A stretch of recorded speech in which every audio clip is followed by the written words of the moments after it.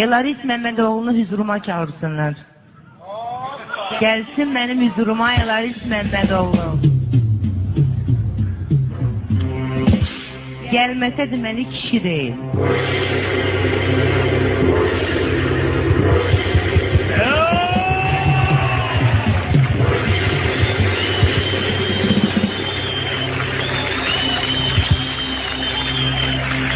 Elaris Məmmədoğlu kişidir.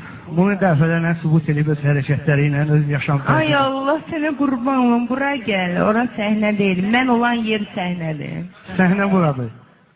Səhnə buradır. Əgər lazımdırsa siz də xanım, buyurun səhnəyə. Bir kollega kimi burada görüşək. Bura gəlsə daha yaxşı olar. Mənə heç şey başa salmaq lazımdır, mən hər şeyi yaxşı bilirəm. Siz olan yer səhnədir. Neçə ildir siz olan yer səhnədir? 2 il, 3 il yarım.